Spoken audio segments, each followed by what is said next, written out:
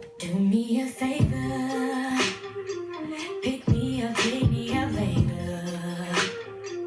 What else?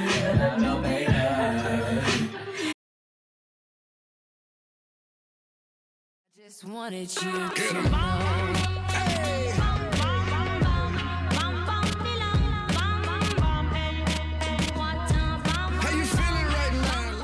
Hey guys, welcome back to Hot at Howard. I'm Nia. And I'm Ebony, and we're here with a special guest, Mr. Bryce Newby.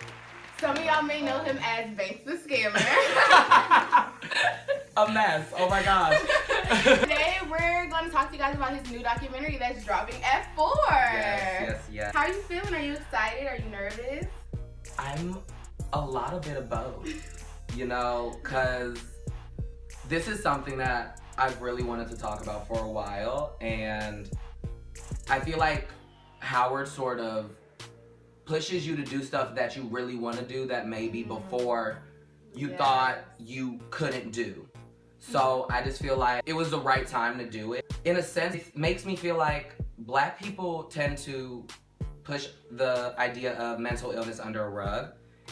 And for some reason, I don't know why, I've been seeing it a lot more lately. I don't know if it's because I'm back on Twitter after a while and but girl. Twitter's messy. It varied. It's ill. But yeah, I thought it was the right time to do it. Okay. What really inspired this whole documentary about mental health in the African American community? Well, I had wanted to do it last year, but I was sort of like, whatever. It's not gonna really be much of a thing. And then this year, my professor made our final a 5-minute documentary, and that sort of made me say, okay, Bryce, it's time. You have to do this. So could you just tell everybody a little bit about the documentary, like what to expect, what it's going to be about, how long it's going to be? Okay, I'm going to be posting it on YouTube. The link will be on my Twitter at his name is Bryce. And it's me. I interviewed 3 girls that are Howard students. One of them talks about one of her friends who almost committed suicide because of mental illness and people sort of undermining his mental illness. 2 other girls, they talk about mental illness within themselves. And it's about 7 minutes. It's really just, I want to get the conversation going. I want people to realize mental illness is real, especially in Black people. And one of the things that I wish I could have done was get more Black males, because I feel the idea of mental illness is they don't want to accept it. And as somebody who is a Black male who deals with several different types of mental illness, I feel it needs to be more talked about within Black men. The older community needs to stop acting as if it's not an issue. So that's one of the things that we talked about before we started filming, like how in the Black community, like it's very just like looked over, like our parent generation and our grandparent generation is kind of just like, it's temporary.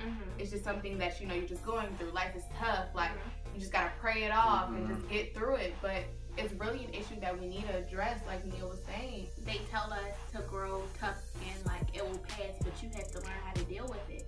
But that's really a problem because, like Bryce said, things such as one of the girls talked about in the video can happen. We need to start taking it very seriously. Absolutely, because one of the things when I was doing research for it, they said one of the main things is suicide in Black men.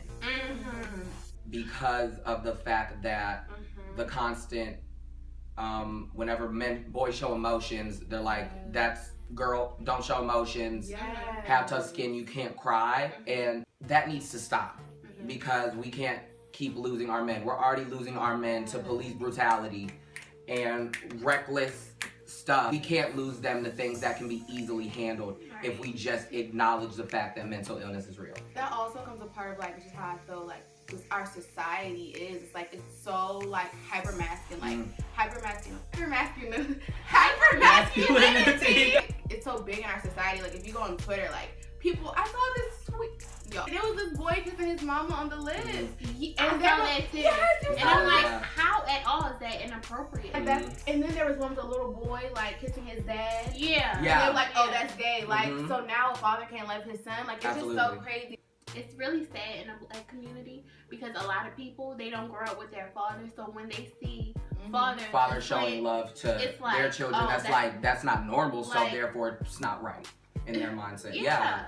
A lot of the societal like constructs that we have, just at least here in America, at least during the Black community, it's just it overlooks so many issues to the point where you feel like there's something wrong with you when you feel a certain way, like you're just really stressed out over exams and stuff. Like you'll never want to say, oh, I think I'm depressed. Like you'll just be like, oh, you know what, I'm just super stressed. Like I just have a lot going on. Like I just need to get over it. But now it's at a point where we're seeing like a higher suicide rate, like you said, in Black men and in Black women as well. We're taught that we have to be so strong and just act like there's nothing wrong. But I feel like now we're in a day and age where it's our role as millennials to actually make change and to be like that catalyst for change and mental health awareness with our kids and their kids. Like let them know that they can talk to you. Parent, you're watching this, let your children know that you're not only their parent, but you're their friend and their confidant as well. Like, who are they going to talk to about it? And you don't want to wait till it's too late. And also, I was having this conversation with my brothers. He was like, I was doing my research, and it shows that African American men, they tend to commit suicide more dangerous ways, more deadly ways.